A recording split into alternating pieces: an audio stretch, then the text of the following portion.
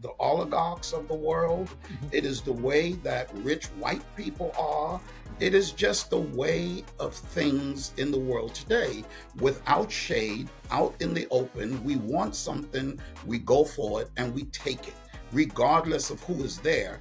And it's wide open now for everyone to see. The robes are off, the hoods are off, the sheets are off. This is what happens, right? We want that land, we go take it. We want this over here, we go take it. The award-winning A Black Executive Perspective podcast presents Pull Up, Speak Up, where meaningful conversations drive progress and every voice makes a difference. So, what's on the table for discussion today? It's time to show up, speak up, and get real. Welcome to Pull Up, Speak Up, a new series from a Black Executive Perspective podcast, your safe space for raw, unfiltered, and honest discussions on the tough issues many shy away from. I'm your host, TonyTidbit.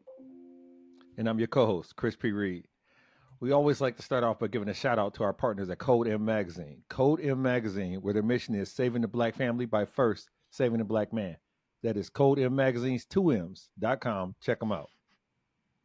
Definitely check them out. And check out today, our roundtable will provide their perspectives on the U.S. talks about taking over Gaza, the growing narrative that DEI is to blame for all American struggles, and how DOGE is slimming down the government as Elon Musk's influence expands. Before we get kicked off, let me introduce our panelists here today. First, I'd like to introduce Mr. Malik Frederick. Malik holds a Juris Doctorate and is currently pursuing a PhD in trauma psychology. Malik, welcome to Pull Up, Speak Up. Thank you. It's great to be here. All right. Next, I wanted to introduce Michael Nevins, who is the CMO, of Kick and Share. Michael, welcome to Pull Up, Speak Up. Glad to be here. And rounding out this exciting group of gentlemen is my man, Robert Franklin II, who is the co-founder and executive director of 7 Focus. Robert, welcome to Pull Up, Speak Up. Grand Rising. Appreciate you having me. All right. Fellas, we are so excited that you guys are here. Definitely open. We want to listen to your perspective on these topics. Before we dive into it, I'm going to start with Robert first. Tell us a little bit about where you're currently residing and a little bit about your family. Right on. I'm in the 303, Denver, Colorado. My family and I are raising kids out here. So my wife and I have got 2 beautiful, multicultural, multi-ethnic kids. And, you know, we're trying to raise them on learning more and doing more. So this is a great opportunity and platform for that. Awesome. Awesome. Malik. Hey, I'm out here in Princeton, New Jersey, going through trying to duck and dodge the wind. It's been a hellified winter time. My wife and I and our blended family are here. We've been here now for a few years, just relocated, and we're great to be here. It's a beautiful spot. We love it. Awesome, my friend. And Mike, tell us, buddy, where are you currently residing and a little bit about your family? Well, to follow up on Robert, I'm in the 212, so I'm in Washington I mean, you know what's Heights. funny, man? Everybody now has got an area code. You know, you can't just say I'm from Colorado. We got to do the numbers and stuff. Most people don't even know what 303 means. Right. All right, but it's fine. Right. Go ahead, Mike. All right, stand corrected. 212. I'm in the Washington Heights neighborhood in Manhattan, so we're in Upper Manhattan for people who don't know that area, and been here for about 21 years. Came up here when we were pregnant collectively with my son, who's now in college in New Jersey.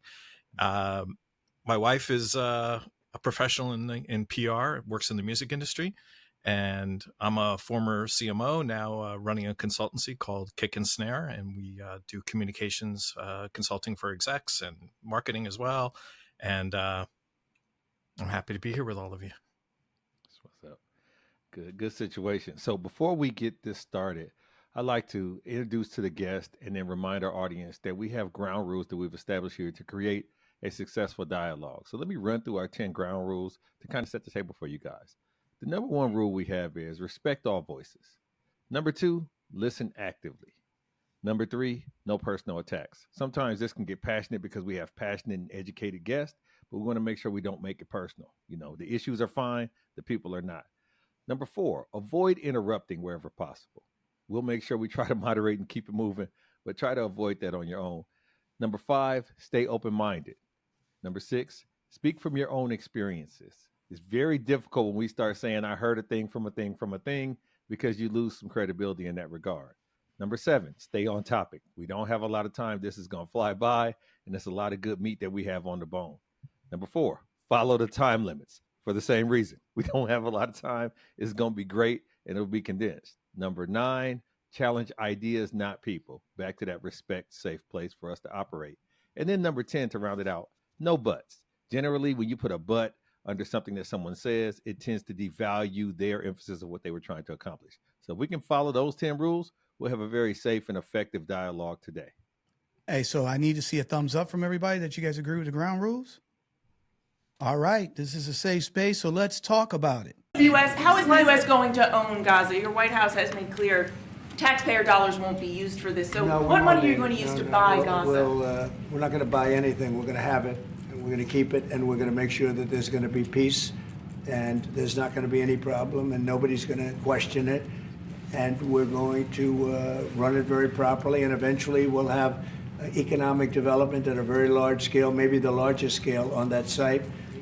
And the people from Gaza who wouldn't be able to be there for years, because you're talking about just to get it and prepare it and to take care of all of the problems that currently it has, as you know. You've said before that the U.S. would buy Gaza, and today you just said we're not going to buy Gaza. We're not going to have to buy. We're going to have Gaza. We don't have to buy. There is nothing to buy. It's Gaza.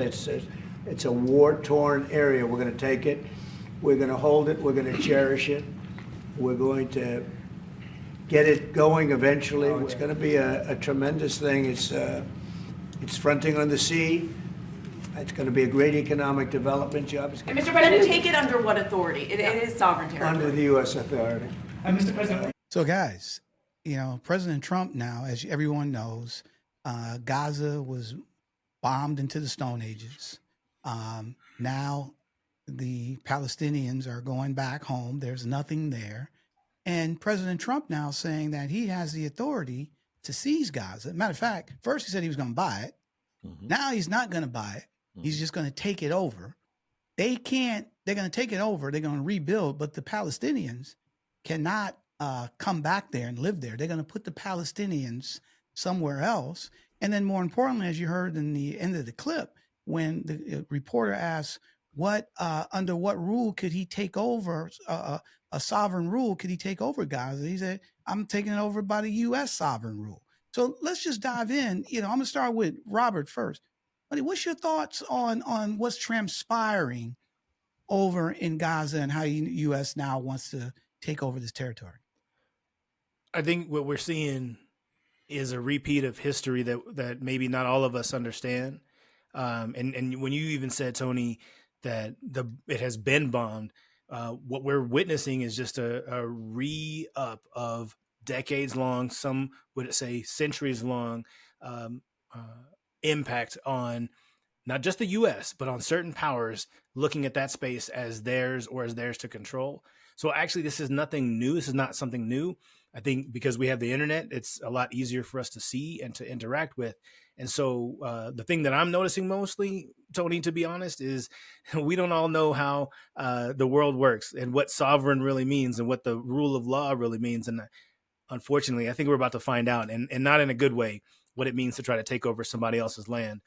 In that regard, and let me just ask you this, Robert, just stick with you for a moment. Generally, throughout history, we've seen this manifest destiny play, right? And people try to expand and take over what was inherently somebody else's domain or territory. But in the construct of it being separated, so generally it's in proximity or adjacent to where you already are currently, right? Yeah. So I totally understand the theory. Keep in mind, I'm not trying to argue with you guys on this, but the theory of Canada becoming the 51st state. Because of proximity, theoretically, it would make sense. This is talking about over there, somewhere else, assuming someone else's. And my question to you is, who asked for this? Because it seems to be somewhat aggressive if nobody asked you to come move in and take over. Yeah, I think Canada would tell you nobody asked and nobody wants what is being discussed. And what I think, Chris, is a really important thing for us to think about is who gets to decide what happens to land that they don't own. Mm-hmm. And I know all of the listeners of BEP understand what happens, what are the real life impacts on how you have an impact on a people by taking their land just because you think you can. So I hear that, right? And one of the things, and I'm going to go to Malik on this. One of the things is that there's been a lot of turmoil in that area. The Middle East has always been fighting. And then you have the Palestinians right there. You had Yasser Arafat, who was always trying to get a two-state solution. Some people promised a two-state solution, others didn't. But because of the proximity, using Canada as a 51st state, because they're so close, some people are like, well, maybe it makes sense for us to take it over, because if we move the Palestinians out, then there wouldn't be a certain conflict all the time because of the proximity of them being so close versus Iraq or Iran. So Malik, what's your thoughts on that? Well, first of all, while you guys are talking, the kufi on my head was getting heavier and heavier.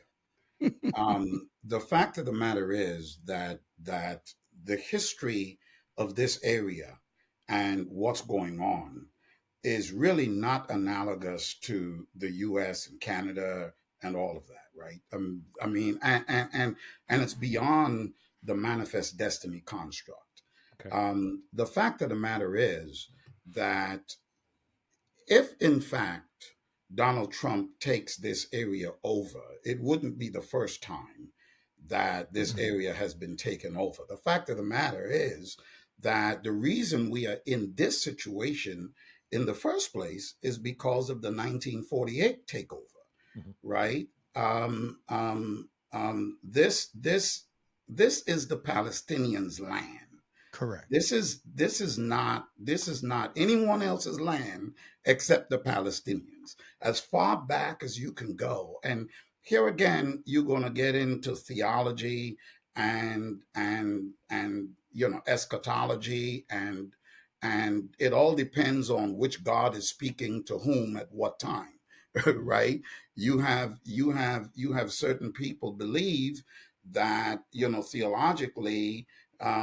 Their God has told them that this is their land. Well, it's interesting because God didn't tell the people who was living there that it's your land, right? And they need to move. So the reality is that the Muslims have been there ever since, Ishmael, okay? So, and in 1948, after the Second World War, when the Europeans decided that, hey, we're going to move in here and we're going to take this over and we're going to give it to Israel. I mean, they looked at Rhode Island, they looked at other land locations for Israel, and all of a sudden they decided that this is the place. Nobody again told the Palestinians, right? Mm-hmm.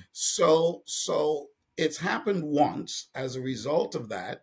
From 1948, then you had the 6-day, the 7-day war. 1967. Right. In 1967, then you had all of these skirmishes that occurred. So when people say, well, they've been fighting a long time, well, you'll be fighting too. Mm-hmm. If it's your home, people come in your home, take over your home, and then tells you it belongs to another person and y'all are going to live together by the hook or the crook. Mm-hmm. And the people who takes it over, who came there last, they're controlling all the resources. They're controlling the water. They're controlling the electricity. They're controlling the land. They're controlling everything that's there. They're building settlements. They are doing all of this, and the original indigenous people have no place to go. And so this is just much of the same, and it's really it's heartbreaking. It's really heartbreaking. So let me ask you a question, Michael, because he being Mr. Malik, specifically said Trump, but Trump is by proxy the United States of America, so us, right? So we are going over there to bully and take over this thing. So let me give a quick history lesson in the idea of the original Constitution. It said life, liberty, and property, not life, liberty, and the pursuit of happiness, right? So property, the castle doctrine is what they call it in legal terms, where you have a right to defend and proclaim your home as a castle or a sovereign, place for you to have sanctuary. If we abide by these laws, and so much so that we built our country on these laws, why are we then trying to infringe upon these inalienable rights for someone there? Well, how much time do we have to talk about double standards in the Trump camp? I mean, come on. So the history is complicated. I think there's clarity in the way that Malik presented it for sure. And I certainly respect that.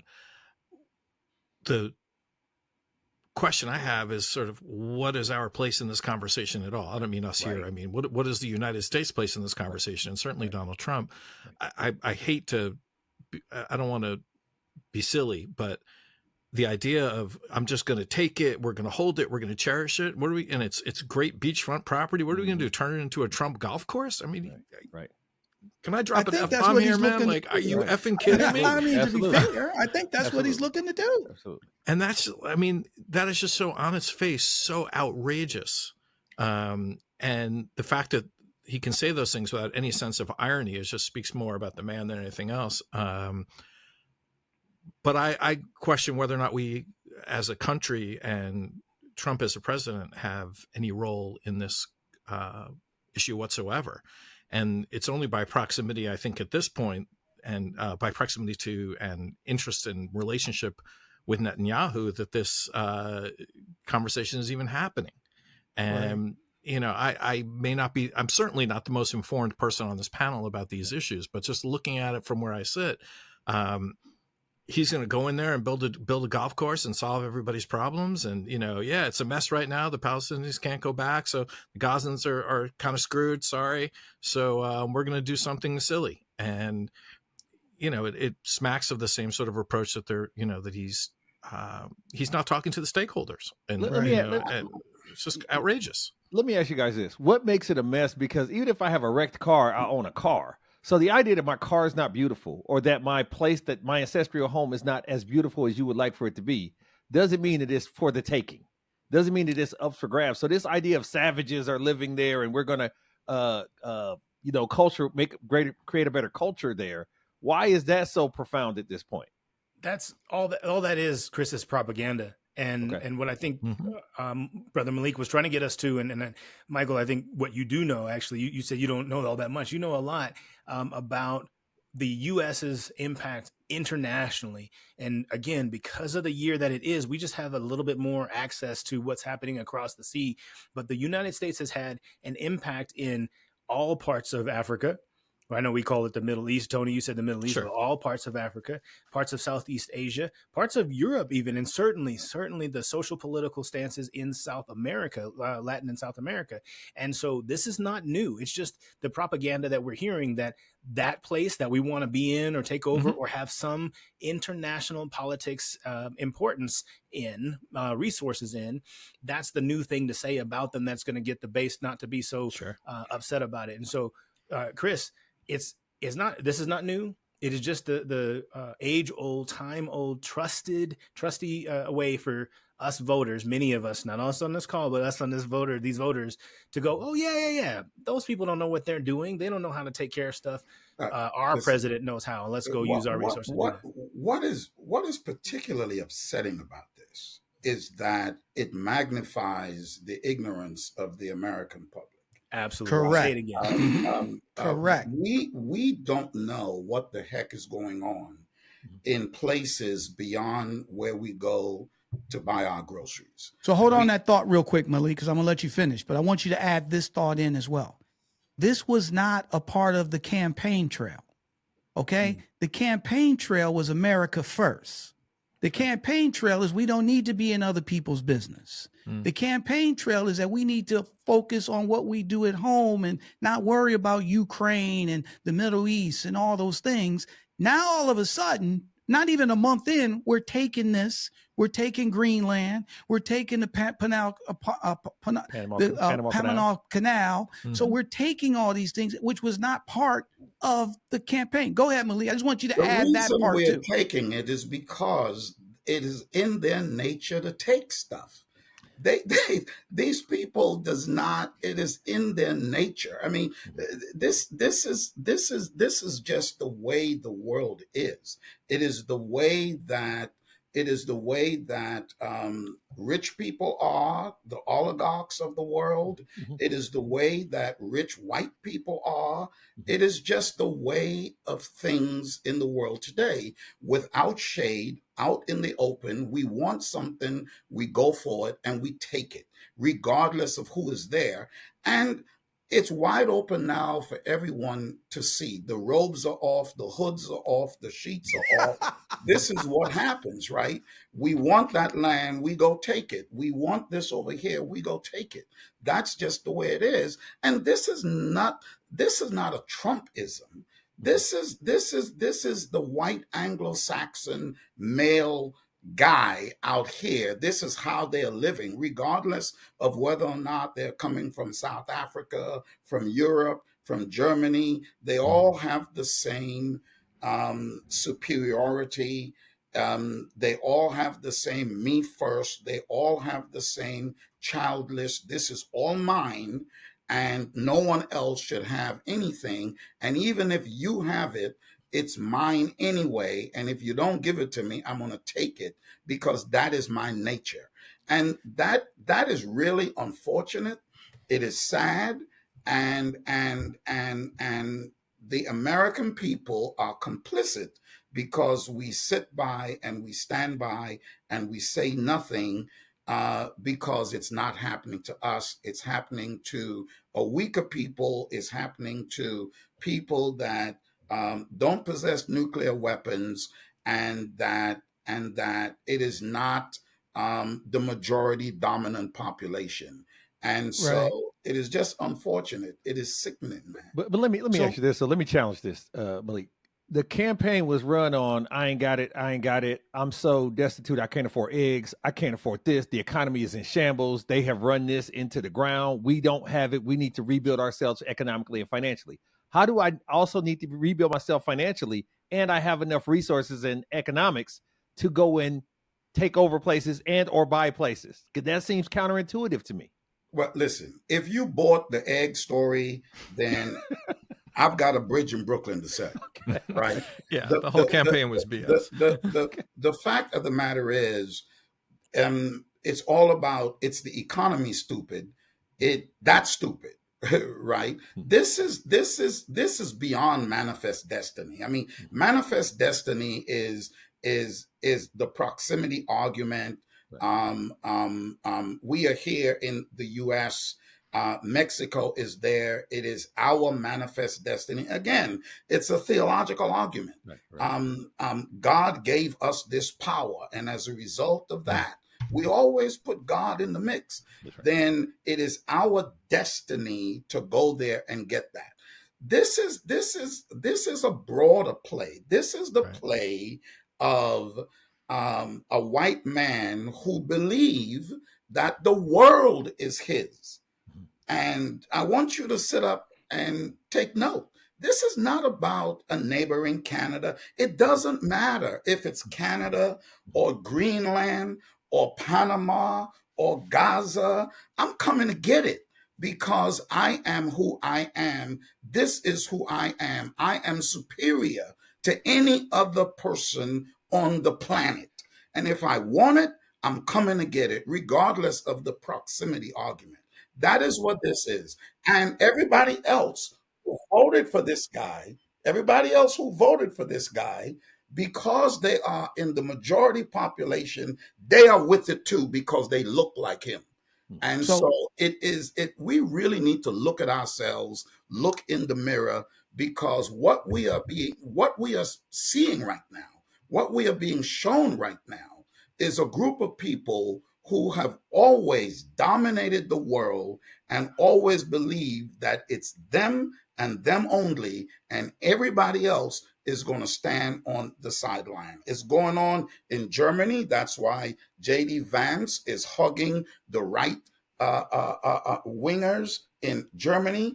All of these forces, all of these people, regardless if they're Russians, if they're Germans, all of these people are coming together, and they're coming together under one banner. And unfortunately for the rest of us, it's the racial banner. And that is what's driving everything that's going on, not just in America, but all over the world. But so thank you, buddy. I appreciate that. But Mike, before we close on this, okay? Mm-hmm. So Malik is saying, hey, this is the way it is. This is what people do. Do you believe the American public is going to support this? Would there be any pushback? What's your thoughts on that? It depends on which segment of the population. Well, I'm just talking, I get that, but just from a generalized standpoint, right? We're coming to take somebody's country, somebody's land that they've been on. The world stage, I think a lot of people in the world. I think a lot of people will be cool with it in the U.S. Yeah, I do. Sadly. Why do you think I'm certainly not cool with it, because a decent number of people voted for him, and I don't think enough people are ready to step out of line and they buy what he sells hook, line, and sinker, from sneakers to coins to playing cards to foreign policy. And that makes me sad to say that. Let me be clear. And I think Malik speaks well to the sort of really concerning trend of it's white supremacist, Christo-fascist trend that's going on. And it's not brand new, but it's, as you put it, out in the open now with the hoods off and everything else. Yeah, the guy has 53% approval rating today. Mm-hmm. Yeah. And so the reality is, and there's a greater play here. I mean, I don't want us to be myopic here and just think about Trump, because this show is not about Trump, the boo-boo man, right? This is bigger than this, right? And when you look at the geopolitics and you look at the global stage, right, you are looking at a coalescing of a power structure that is frightening. You go down to Argentina, right? You go to Germany, you go to South. The guy says, listen, we're going to send all the immigrants home. Every immigrant, we're going to send it home. Of course, not Elon, not his wife. We're going to send all of the other immigrants home, right? But upon election, he reaches out to the whites in South Africa and say to them, we will settle you here. Send me your poor, your wretched, all your immigrants, we'll take them.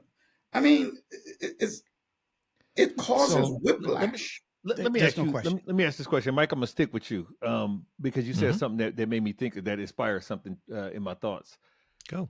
There used to be a backroom, clandestine, understood CIA type of tone to us puppet governing and taking over areas and controlling from the shadows.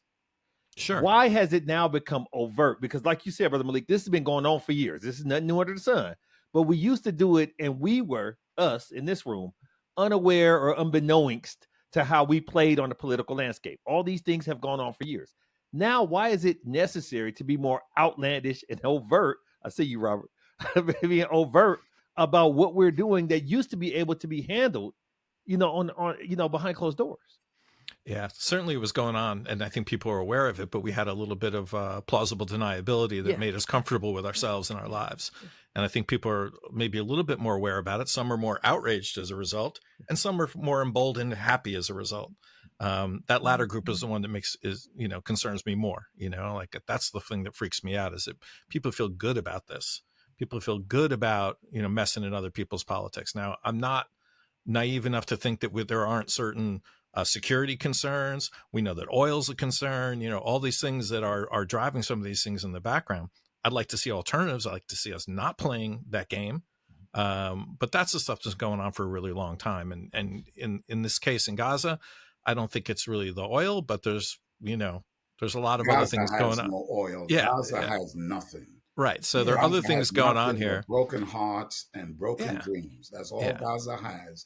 And Bill Clinton said something when he had that Monica Lewinsky scandal, and in his autobiography that he wrote, he answered the question, "Why did you do it? Like, why? Why did you do it?" And his answer was, "Because I could."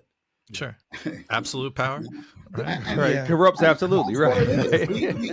We don't have to give this guy a reason. We don't have to give him an economic reason. We don't have to give him any other reason, oil or nothing, just because they can. And the reason that the majority of America is good with it, it's because the propaganda that Robert had talked about has worked. The fact of the matter is there has been the undertones of classism going on for a very, very long time. And white America have seen themselves as losing the battle. The average white guy saw himself as losing the battle. And what Trump represents to them, he represents the resurrection of the white man. He represents the fact that, hey, this is now our time, right? We are not letting these immigrants come and take our jobs. We are not letting these Black people outbirth us anymore. We will bring South Africans in if we have to. We are not letting them win. This is our time to win, and Trump is their man. And regardless of some of them voting against their own self-interest, the fact of the matter is, if he's white, he's right. But speaking of that, Robert, let me ask you this. Right now, based on what Malik just got finished talking about, right? Trump now is basically blaming DEI for everything that happens here in the United States. President Donald Trump Thursday took aim at diversity, equity, and inclusion initiatives to suggest without evidence they could be responsible for the deadly plane crash near Washington. The initiative is part of the FAA's diversity and inclusion hiring plan, which says diversity is integral to achieving FAA's mission of ensuring safe and efficient travel. I don't think so. I think it's just the opposite. CBS News Chief White House correspondent Nancy Cortez joins me now from the White House. Nancy, can you help put into perspective these claims that the president is making without evidence regarding DEI and why he's making these declarations based on what he's calling common sense? Sure, Lindsay. So he claimed repeatedly in that press conference and then later in the Oval Office that he had increased the standards at the FAA for air traffic controllers when he was president during his first term, but that they were much lower during the Obama years and that Biden then lowered them again. We have been asking the White House all day for any proof that that is actually the case, that he somehow raised the standards, because other officials we've been speaking to say that isn't the case. So, Robert, in everything over the last year or two, anything that's happened here in the United States, it's because of DEI, okay? The ship hit the bridge in Baltimore, Maryland, all right? It was because of DEI. People are getting hired who are not qualified, and really, they're talking people of color because of DEI. Kamala Harris, was a vice president, who was the state attorney general, her record is impeccable, but she was a DEI hire. Now a plane crashed where a helicopter and a commercial jet collide together, and it's all, President comes on where he should be healing the nation, should be saying, hey, we're going to find out. He comes on and says, this is DEI. So I want to get your thoughts. Number one, why do you think he's doing that? And then number two, if he's doing that, what is the ramifications of continuing to say, no matter, with no evidence, as he did here with the plane crash, that everything is caused by DEI? What's the master plan for him to do that? Oh, what is the master plan? That's a big question right there.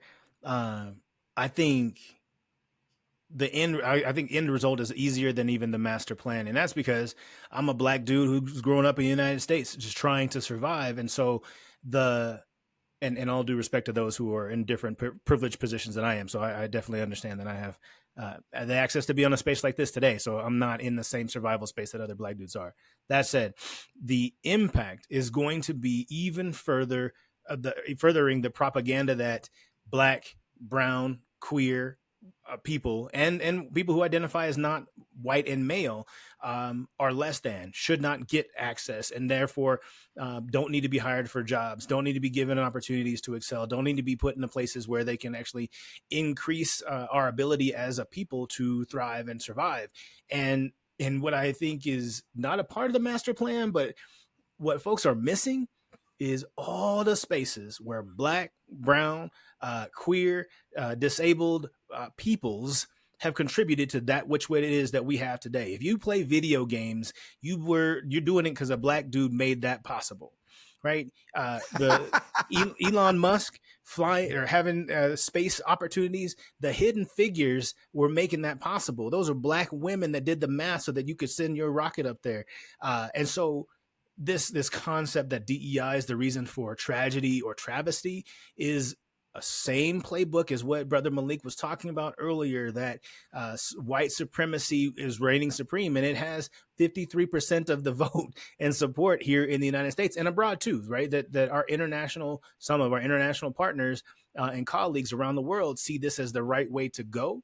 And so what is the master plan? I think it's the same plan that's been always, that we saw in 1967, 1947, 1867, and on and on and on, that those who are able to be in the supreme position are going to continue to do so. And it's unfortunate that the rest of us are so complicit in it that we allow for that propaganda to be heard, used, and victimize the rest of the folks who are. So I don't know, man, the master plan, that's a hard one, but the ripple effects are going to be grave for sure.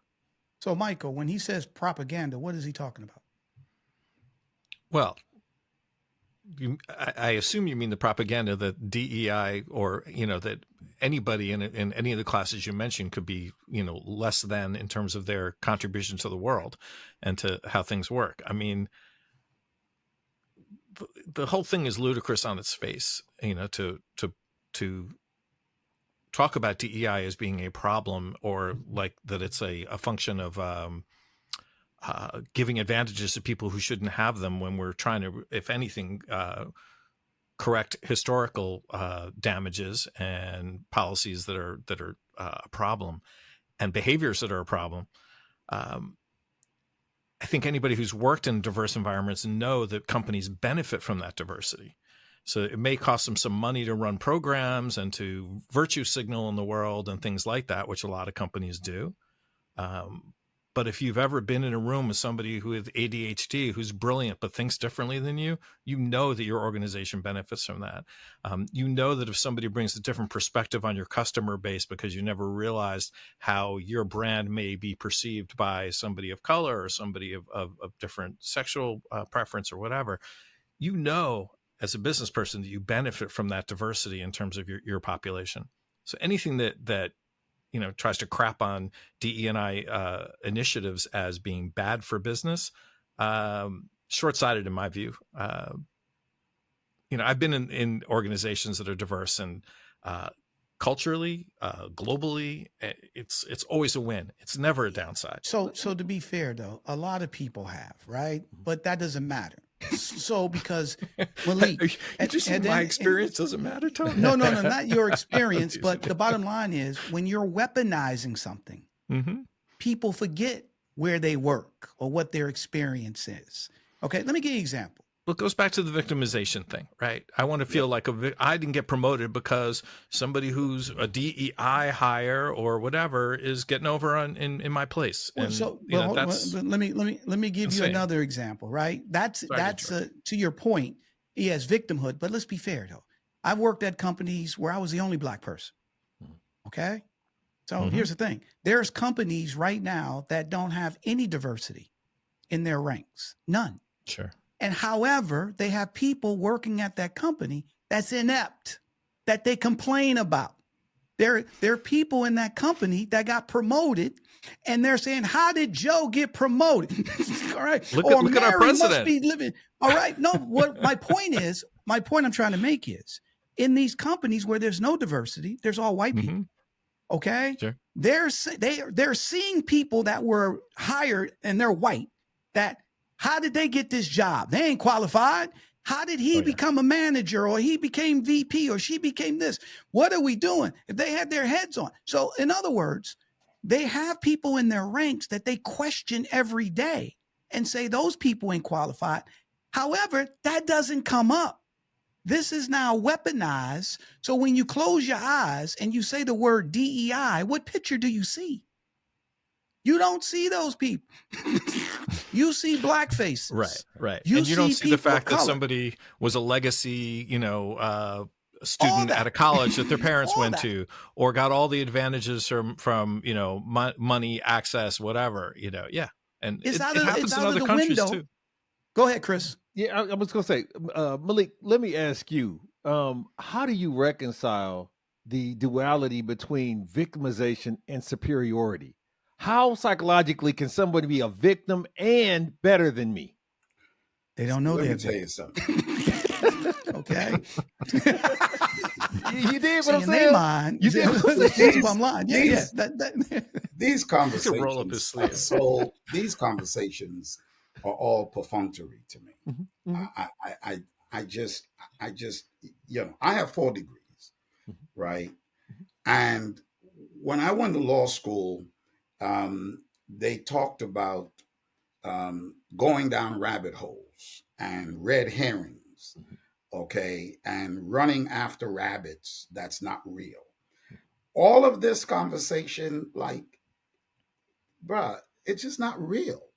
Like the whole DEI conversation. I mean, who brought it up anyway? I mean, look, anyone with a pea brain knows DEI strengthens companies. The empirical data bears it out. No one argues that, right? They were always thinking about black folk, Tony, when they said DEI. This didn't happen under Trump. Black folk and DEI are synonymous. Well, you mean affirmative action? It was affirmative action. Well, but regardless, I hear you. Finish your thought. Affirmative action, black folk, EEOC, DEI, they are all synonymous, always been, right? Going back to the master plan, this, we can sit here and intellectualize these things all night long. It's frustrating to me. It's really very simple. When I was young, I used to watch a show called Pinky and the Brain. It's the same thing every day, Tony. What is the plan? The plan is we're going to take over the world. That's the plan, bro. Every day. But Malik. So see, here's the thing. That's the master plan. Wait, hold on. See, this is the thing, though. And I get it. You could say, well, I'm frustrated and this and that. However, everybody didn't see Pinky and the Man. Okay, hold on. Whatever, right? My point is that at the end of the day, yeah, we know the master plan is to take over. Okay. But the thing is, what's happened is this: you're using people as pawns. All right. The people that voted for Trump, who put him in office, in their mindset, they don't see a master plan. They're thinking that they're going to get eggs. They're going to get cheaper eggs. I'm pushing back because I don't think it's about Trump. And that's what I think why these conversations are perfunctory. Trump is he is our 47th president, right? Why weren't we arguing about this the other at least 45 times? I'll say 46 times because we had Barack. Right? So I'm saying the plan has always been the same. The man has not, but the plan has been the same. It didn't matter who was at 1600 Pennsylvania Avenue. The fact of the matter is that even before 1964 and 1965 legislations that brought about integration and brought about civil rights and brought about affirmative action and equal opportunity, the fact of the matter is white people have always been in the majority. Robert talked about the hidden figures, right? We just found out about them last week. Right. Like, gentlemen, We just found out about them last week, right? We all of this stuff, all of this consciousness, all of this wokeism is new. But what I'm saying is the underlying elements have been the same ever since the foundation of America. Stop acting surprised. Like all of this just occurred. I want Mike to talk. I want to hear his point of view on this. So I hear you when you say this has always been the master plan. I hear you when you say that their mindset is always be able to take over. Okay, I hear that, right? And your question, why didn't we have this conversation 46 times ago? Okay.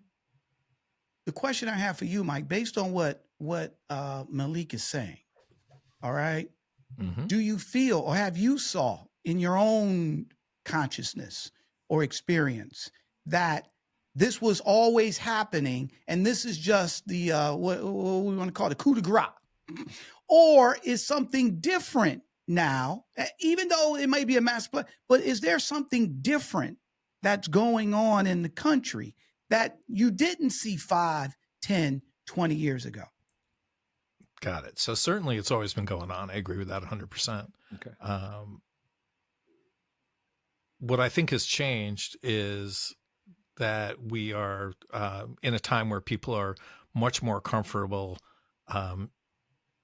pushing back on these type DEI and other initiatives that make sense because they feel emboldened by the current administration and the tenor in the country. Exactly. So, is it Trump? No, Trump's just the current manifestation of that problem, right? And so that's my observation. You know, I certainly in my lifetime, when I'm 63, and in my lifetime, my understanding of these issues have changed. My feelings about racism have changed. My experience of the world, of course, evolves quite a bit.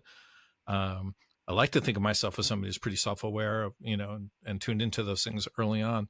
For what it's worth, I'm not a white Christian. I'm a non-practicing cultural Jew, and so I don't mean to suggest that I've ever felt as othered as many people do in this country, but I've certainly never felt like I was part of the majority in that way.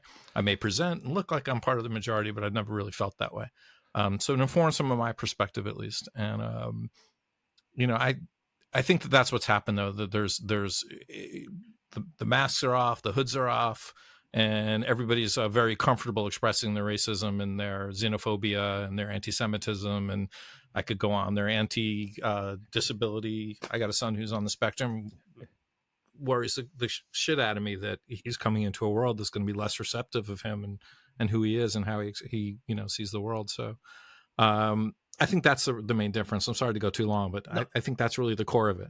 I got a question for you that I've had so long in the chamber, never had a chance to ask it. So I'm going to ask it here. Go for it. Not being a white, male, heterosexual Christian, because you don't cover all of those check boxes, do you feel inferior in any way? Because that seems to be, if you are white, male, heterosexual Christian, you are then the apex predator. Do you see it that way? Because China doesn't, but do you see it that way as a white male American?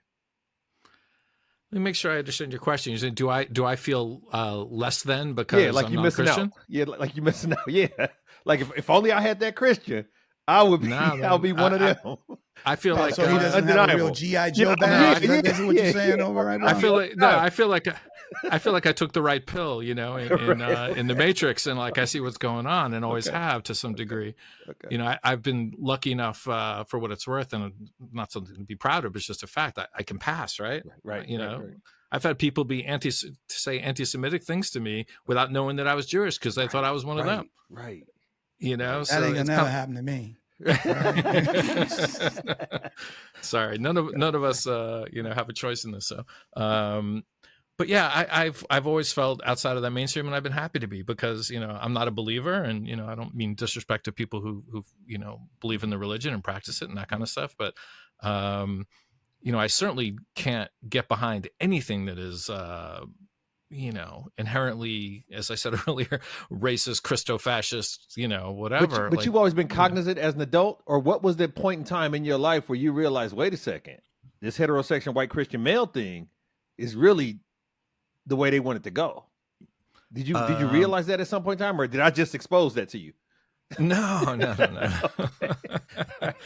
I mean, it's always been that way. I mean, if you have anything that marks you as other from the time you're very young, you're conscious of that pretty quickly. Okay. I can remember, I grew up in New York, so I was, in a bubble for sure. But I can remember traveling the country as a young teenager, and I was, hanging out in an evangelical circle for a summer when I went to a camp in Colorado, and it was like, oh, you kids from New York and LA, you don't see the world the way the rest of us do. It was like, it took me a minute to, understand that was code for you Jews. Okay. So, it was a bit of a wake up call as a young man, So Robert, final thoughts on this, buddy, so we move forward. So all due respect to the concept of these conversations being perfunctory, the part of it is the fact that our American public, I was born here, I grew up here, was raised here. Our American public does not have the vocabulary nor the understanding of the world enough to be able to have a conversation other than this. And so our conversation about this is connecting to the majority of our listeners and the American public who can only think about DEI in those ways. So Malik, you have not only an expounded vocabulary, but an understanding of the world in such that you can see things that many of us cannot see. And so all of the opportunity we have to have these conversations, most Americans don't. You said it yourself. Most folks don't even get outside of their zip code, much less outside of their state, much less outside of their outside of the nation to be able to see what else is going on or have studied it enough to be able to understand what we're seeing. And so we have to have this conversation because there are people right now who are hearing this for the first time and they're like, wait. DEI is something other than Black? Tell me more. But I think that you are giving me a false equivalent. I think that you are equating having a perfunctory conversation to we shouldn't have it at all. Mm-hmm. I'm not suggesting that we shouldn't have it at all. I'm saying that in having it, we should have a different twist on it, right? The twist that we should have on it is not to rehash definitions of what DEI is and what DEI is not. I think that when we talk about what's going on in this DEI space and what's going on with the rhetoric around DEI, I think we should peel back the onion and say to people, hey, listen, this is a boogeyman that's being put up here in order to cover the tracks of something else, right?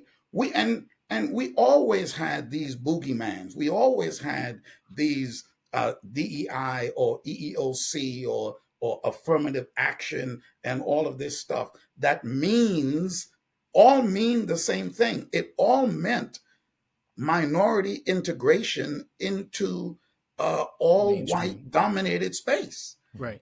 Right. Tony, 20 years from now, we're going to have another, polysyllabic word for it. Right. But Tony, go ahead, Robert. Go ahead. Robert. Here's the thing, though, Malik. Our colleagues, our family members, the people that we interact with, people that are listening, cannot have that high level conversation unless we boil it down. You got to tell them what a boogeyman is. You got to tell them what a boogeyman is. They don't know what the boogeyman is. But before you even do that, you say, look. What you're scared of, I understand that you've been told this story before. I want to help you open your eyes to the fact that I'm about to tell you a different story and give you space to be able to do that. And Malik, I think one of the things that I'm learning about you that is different between you and I is I have been able to hold the hands of scared white people for a long time. Like I literally have that as my profession. It's on my business card. And so having that conversation is an important one because we can't get to what you're talking about if all I understand is what the man who is the president of the United States says as gospel and has been for 46 other presidents that has been the gospel. So we have to have these conversations first before we can even get to that part. I want to get to it. It's just there's a lot of folks that can't even hear you because of what they don't know. That's what I want to say. Well, and I appreciate that, Robert. From my perspective, and being open in this space, from my perspective, is a little bit different being an Indian and you want me to watch your favorite cowboy and Indian movie, and all I'm seeing is my people getting killed and you rooting for the cowboys, right? And so from my perspective, right, I've seen that movie before, and in that movie, I'm trying to say to you, regardless if it's Clint Eastwood or Charles Bronson, or I'm dating myself, regardless of who that cowboy is in the star, I'm telling you, everybody on this panel, at the end of the show, the Indians die. Right. and okay. But here's the thing, though, man. I got to jump in because I want to at least touch on the last segment before we go. Here's the thing, my brother. So number one, I agree with you. I think the area is, I think we all know the master plan. We know that we've seen the movie before. Mm-hmm. We know the movie. We know the game plan. Right? The key is to say it and let people know that this is a game being played. Okay? And that's part of what we're doing here is we know it's weapon. We know it's bullshit. We know all that. That's why I was throwing out the thing about the people who work in the thing is this, some people don't know it's a game. And they're believing and they're running out and they're taking it as the gospel, as Robert was saying. All right. And here's the thing, though, too. These are also people of color, okay, that believe this, okay? And they're caught up in the rapture and they're saying and spouting and redoing the same thing, not knowing they're cutting their own, they're not knowing they're in the matrix, as Michael said. Right. All right. So they're believing the hype. And they're believing exactly. in their and it's not. It's not. They're killing themselves and don't even know it. That's why we're chatting. We know it. Michael's just told you he knows. So people know it, but there's a lot of people who don't. Chris, go ahead real quick. Because the problem is it's going to be too late by the time we act on it, even if we're cognizant. And even so, let's go back to the old adage of follow the money, right?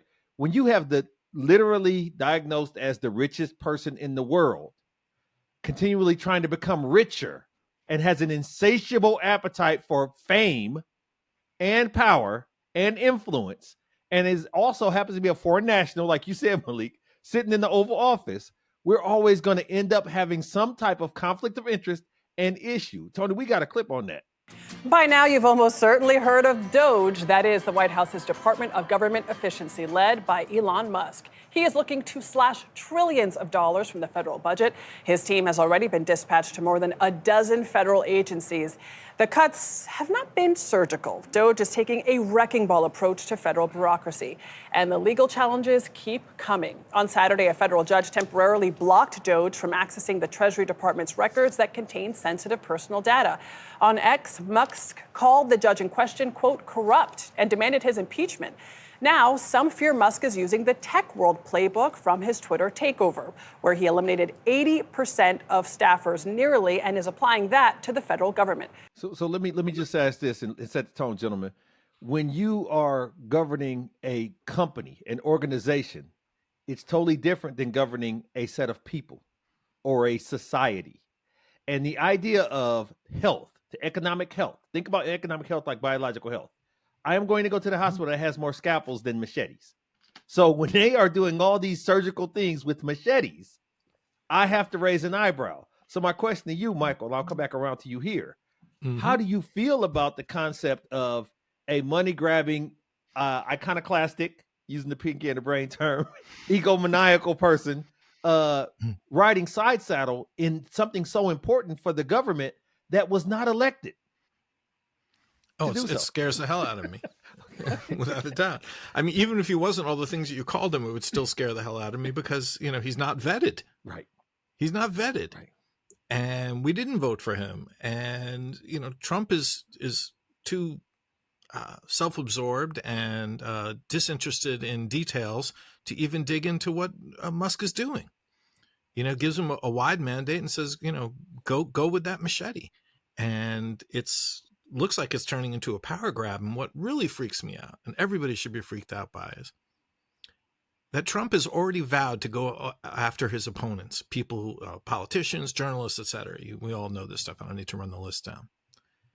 Now DOGE is accessing, or about to have access to, all of the data from the from the IRS. Correct.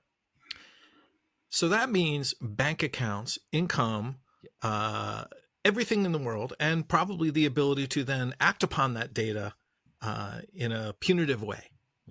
So if you're a journalist right now and you've been railing against Musk, against Tesla, against Trump, anybody in that organization, they basically are in the position to weaponize that. And that really is going to have, chilling effect is like a bad euphemism. It's not adequate to describe how much that scares the crap out of me. Right. One of the things, and I'm going to go to Robert on this, and the reason I'm coming to you, Robert, is because we just finished with DEI, right? And one of the things that people ain't qualified, that this and that, right? Does anybody know where Musk's team comes from? Do they have an idea who are the employees of his team? Little is known about DOGE's structure, who they're accountable to, exactly who their employees are, and where they're recruiting from. Well, Wired has been reporting on all of that and more. We are now joined by Wired's global editorial director, Katie Drummond. Let's start with, who are the people behind DOGE and where were they found? Tell us about the employees, what you know about them, and how they were recruited. What we do know is that DOGE is made up of a lot of young men. These are primarily men aged 19 to 25 with backgrounds. Really young. Really young. Little to no government experience, primarily backgrounds as interns or employees at tech companies, including many companies owned by Musk himself. So here's the thing, though. And Michael just talked about it a little bit, right? His team is going to have access to a lot of sensitive information. Okay. Nobody knows. So this is like a spy unit that he recruited. Okay. Young individuals, 19 to 25, that come from the tech sector. Okay. Know nothing about government, know anything about them. And then more importantly, how he recruited them was basically like, and these are people that the same way he recruited people for SpaceX and Tesla and stuff of that nature. Put a little ad out and saying, hey, do you want to do something that's exciting? And so this is how he recruited these individuals who have no experience in terms of working,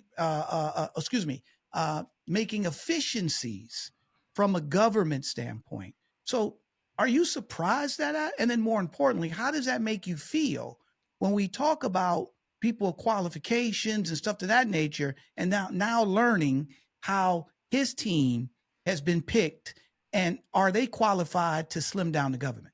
So how do I feel? I feel old and black is how I feel in thinking about this. Because if you think about the 19 to 25-year-old demographic in the IT spaces who might be interested in working for Elon Musk, one of the things that we know is they don't look like anybody on this particular call that we're on right now.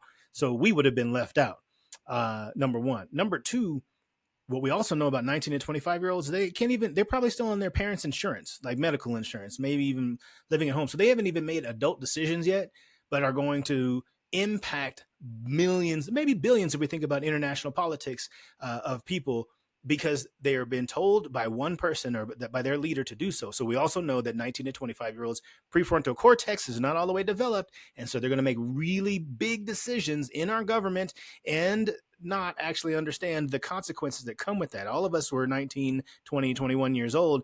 We made decisions that if there was a, let's say $1 billion budget connected to it, things would have gone bad. So these young folks who I'm sure are just trying to get, their next step up are being given the keys to a really, really big kingdom. And they don't know what to do with it because they're not thinking about those things going forward. So not only am I old and black, I'm also worried about what's going to come next after. It's only the first couple of months. So right. We haven't even gotten to the first 100 days. Who knows what we're going to be talking about here in a few weeks. Mm-hmm. Let me pose this question to you, Malik. In the idea of Trump is not Putin. He's not Kim Jong-un. He's not a dictator. You know, Who said? technically, Oh, he's okay. not a dictator. And so in the idea of we do have checks and balances established in our government, he can't do these things arbitrarily on his own without some people backing him. And you do have the Elon Musk of the world, and you do have other people that are on the forefront that are saying thumbs up. Are you as concerned about people that are operating in the shadows? We talk about this clandestine type of, are you more concerned about those boogeymen, or are you more concerned about the front runners and the people that are on camera saying this and that? Well, I'm concerned about all of them, and I'm concerned about our country, and I'm concerned about our world, because the fact of the matter is that those whose hand are on the wheel are asleep at the wheel. And he might not be a dictator, and he might not be um, um, um, an autocrat, but he is definitely an authoritarian leader. And the people, the checks and balances constitutionally, he has really neutralized them. Okay. He's neutralized the Senate. He's neutralized the House. He has fired all of the inspector generals. He has co-opted the justice system, and now he and Elon Musk are talking about repealing judges and kicking them out, right? So he is dismantling our system of government. He is dismantling the Constitution on the one hand, and on the other hand, he's running for a third term, and even has people. There are two Congress people, one who have suggested yesterday that President's Day ought to coincide with Donald Trump's birthday, and that ought to be a national holiday. No, this is a true story. I'm not saying it's not true. I can tell it's true because that's how absurd it is. Tells me it's true. Really tragic, right? And he's got another congressperson who is actually putting forth legislation to amend the Constitution to give him a third term. So, I mean, this guy is systematically and systemically changing the way things work. Now, not for the first time. Bill Clinton did it to a lesser degree in 1991. He did. Right. When he reorganized government in a massive way. Yep. But at least he had a scalpel and not a wrecking ball. This guy has got a wrecking ball, and as a result of that, it is very, very, very scary. And when you have people that are asleep at the wheel, when you have a Congress that is asleep at the wheel, when you have a Senate that is asleep at the wheel, when you have the Supreme Court that is complicit in what's going on, then you've got a slide of democracy. And let me say this last thing, and this is going to be chilling, to use Michael's term, and it's not, it's worse than that. The reality is the Medes and the Persians, their reign dissipated, and they ruled the world for a while, and they moved on. The Greeks did, they moved on. The Romans did, they moved on. America is going to move on too.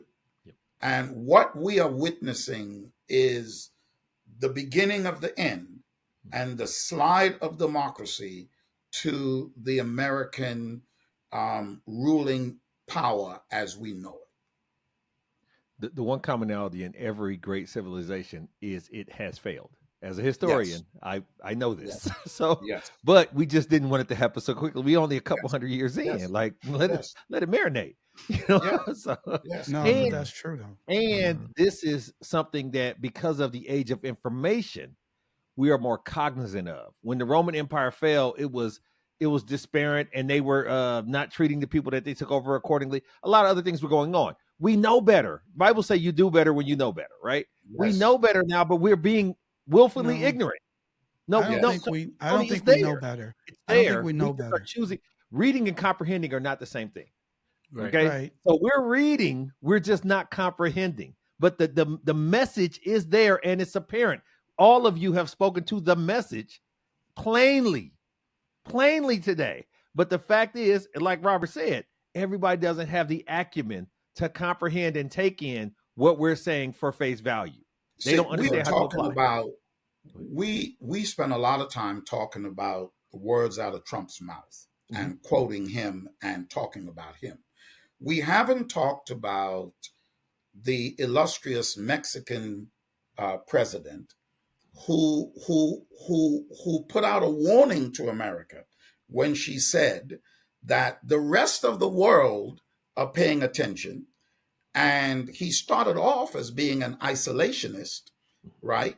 The Gaza stuff is just confusing us, but he started off being an isolationist. And she said the rest of the world is taking note, right? We can stop doing this. We can stop doing that. We can freeze him out. China is giving the same message of freezing him out. Canada is giving the same message. And so what we need to do is listen to these other international global voices so that we can see how isolated we will become. And then we'll be able to follow the money and track the decline, because the decline has begun and it's coming.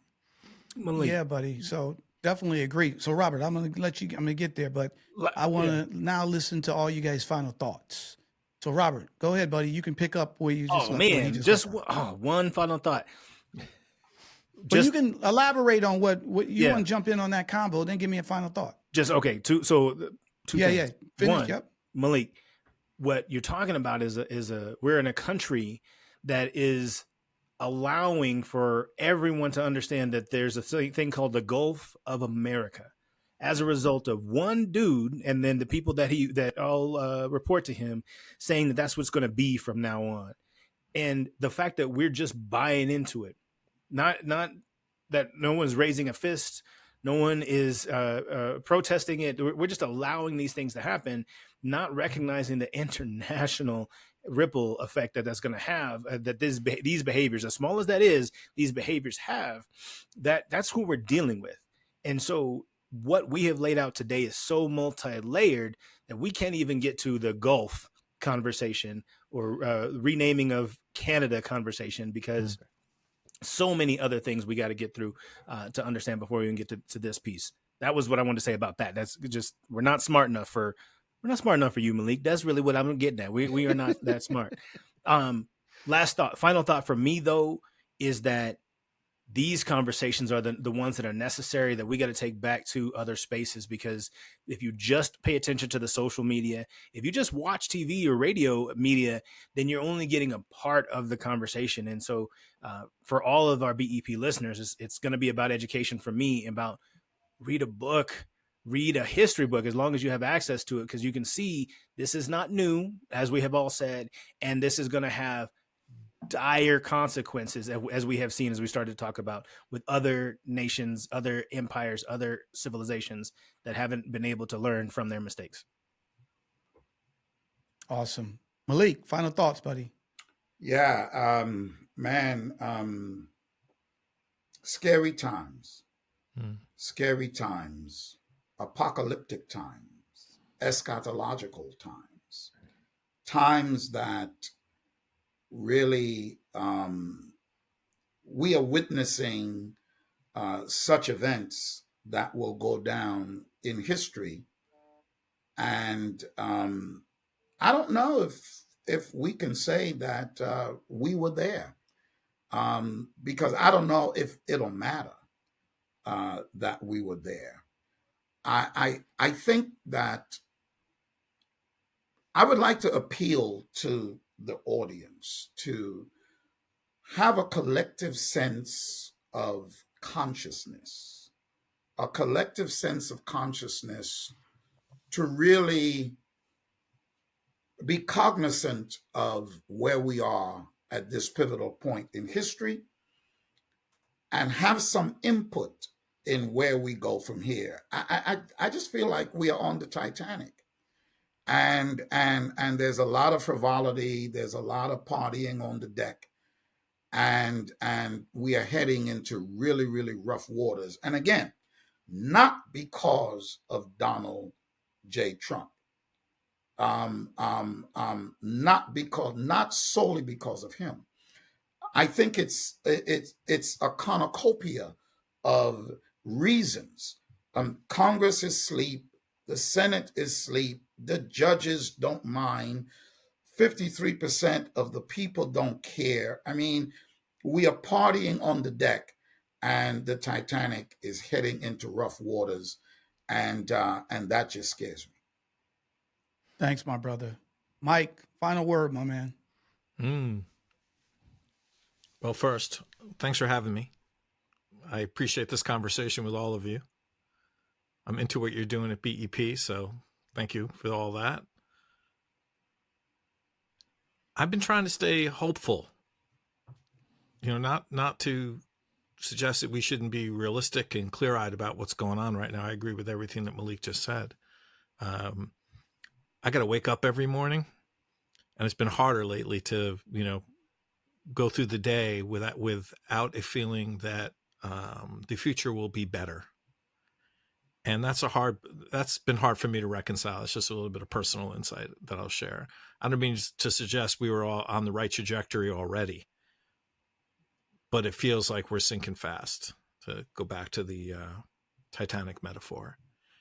And I'm hoping that we can, the right people, enough people can find a piece of driftwood to hang on to and survive this thing, because it's frightening right now. And it's hard to stay optimistic right now. But I think having these types of conversations is to some degree therapeutic for me, at least. So I thank you for that. You're welcome, my brother. You're welcome.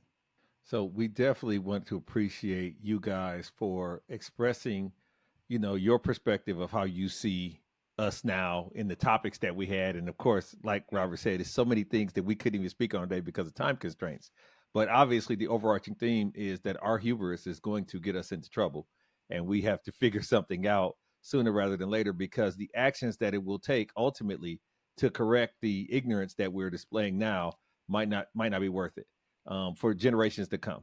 And so this is something that obviously nothing's new under the sun, and this has happened over and over again. But it's unfortunate that it has to happen now because we know better. We've seen and documented and pervade history, whereas in years past, we didn't have the opportunity to do so. So thank you guys for all of your learned wisdom that you guys provided to us on this topic. And we definitely want to thank the audience for tuning in. Definitely. And number one, you guys stay right there because you're going to help us with our call to action. So I think now it's time for Tony's Tidbit. And so the tidbit today, the narratives we accept define the future we create. You need to question everything, because power unchecked is power abuse. The greatest threat to democracy isn't opposition, it's silence. Speak up, stay informed, and hold leaders accountable. And you heard a lot of that today from our prestigious roundtable. We also like to remind you at this point to tune in to our weekly series that we have, Need to Know with Nsinga. Dr. Nsinga Burton provides obvious and appropriate information and insight and dives into timely and cultural topics that shape our community and world every week here on the Black Executive Perspective podcast. So make sure you don't miss Need to Know with Dr. Nsinga Burton. And you don't want to miss the next episode of A Black Executive Perspective, right? As you can see here, we're bringing hardcore conversations, powerful insights on the issues that matter the most. This is not a discussion, it's a movement. So don't miss the next chance to tune in, be inspired, and join the conversation. And the motivation behind these conversations is tied into our call to action. And our call to action is to incorporate LESS. Our goal here is to eliminate all forms of discrimination. And to achieve this, we're asking everyone to embrace less. Robert, can you kick us off? For sure. The L stands for learn. Educate yourself on racial and cultural nuances. And to help you with that, I invite you to listen to or read Martin Niemöller's poem, First They Came. That's a great way to learn more. E stands for empathy. Be open to understanding diverse views. So take on the perspective of others before you reject or criticize their view. And as the quote goes, walk a mile in their shoes before you judge. S stands for share. Share your insights with someone else. Help them to understand just where you're coming from. And the final S stands for stop. We want to actively stop discrimination as it walks on our path. So if Aunt Jenny or Uncle Joe say something at the Sunday dinner table that's inappropriate, you say, Aunt Jenny, Uncle Joe, we don't believe that, we don't say that, and you stop it right there. So if everybody can incorporate less, LESS, we'll build a more fair, more understanding world. And more importantly, we'll all see the change that we want to see because less will become more. We'd like to thank you again for tuning in and implore you to tune in to future episodes we have. Check out previous episodes we have. Go to the website, sign up for the newsletter. We want to make sure you leave reviews and subscribe and tell us things that you may be interested in hearing about, whether it be this panel or others that we have on Pull Up Speak Up. Tony, where else can they find us? My friend, you can find a Black Executive Perspective podcast on YouTube, Apple, Spotify, or wherever you get your podcasts. And don't forget to follow us on our socials of X, TikTok, YouTube, Instagram, Facebook at A Black Exec. For our fabulous roundtable, Robert Franklin II, Michael Nevins, and Malik Frederick. Thank you for being on a Pull Up Speak Up. For the co-host with the most, my boy down in Dallas, Chris P. Reed. I'm Tony Tidbit. We talked about it. We learned about it. We fought about it. We were a little long about it, but guess what? We love you and we're out. A Black Executive Perspective.